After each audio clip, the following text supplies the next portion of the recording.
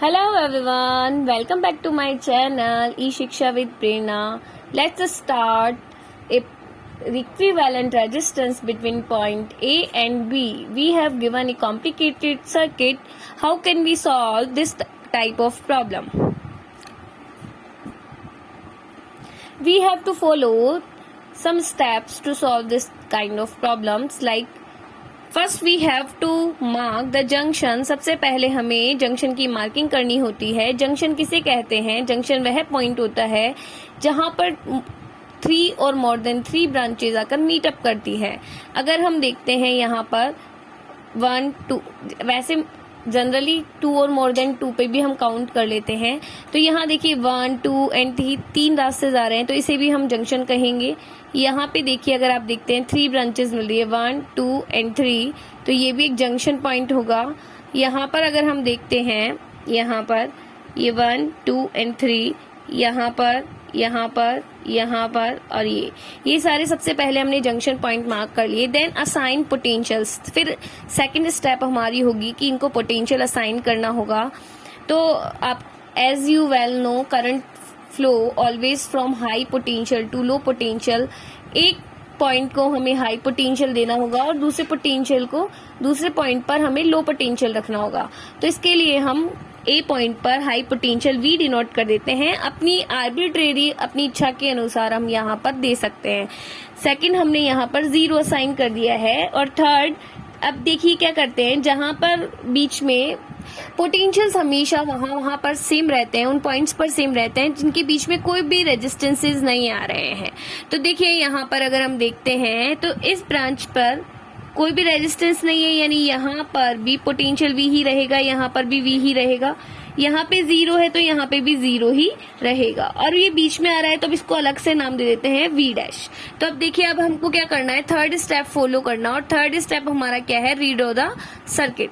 First सबसे पहले हमने जंक्शन की मार्किंग कर दी, फिर हमने पोटेंशियल असाइन कर दिया, फिर हमने सर्किट को रीड्रॉ करना है. तो देखियो हम रीड्रॉ कैसे करेंगे. सबसे पहले हम क्या करते हैं, पॉइंट ए पॉइंट पर पोटेंशियल कितना है V.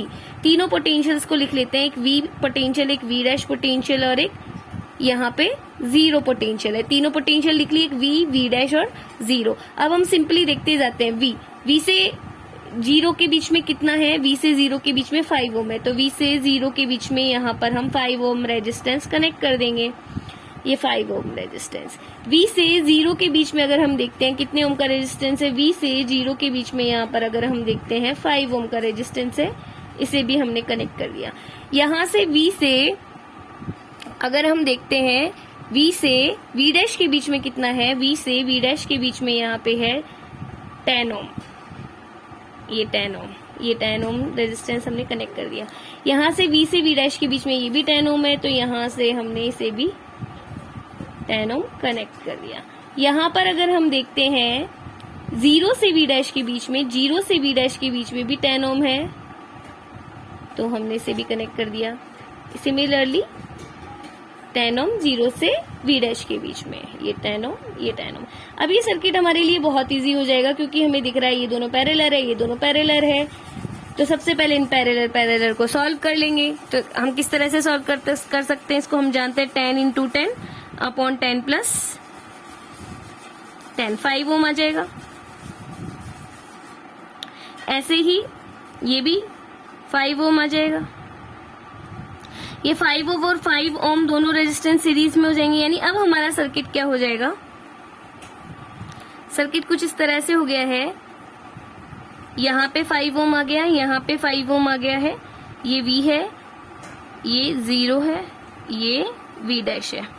और ऊपर भी हमारे पास 5 ओम रेजिस्टेंस है, ये 5 ओम रेजिस्टेंस. और यहाँ पे भी 5 ओम रेजिस्टेंस है.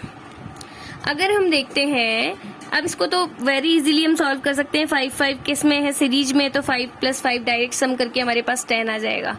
10 5 और 5 तीनों किस में होंगे, पैरेलल कॉम्बिनेशन में होंगे. यानी अभी हमारे पास बनेगा ये 5 ओम, यहाँ पर ये 10 ओम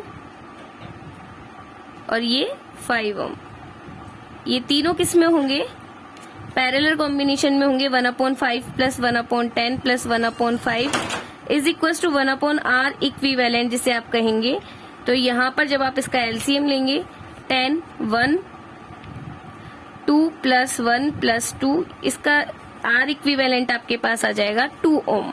जब आप इसे सॉल्व करते हैं तो हमारे पास आ जाता है 2 ओम। तो इस तरह से हम कॉम्प्लिकेटेड सर्किट को सॉल्व कर सकते हैं। Similarly you can try this question, try yourself. Thank you.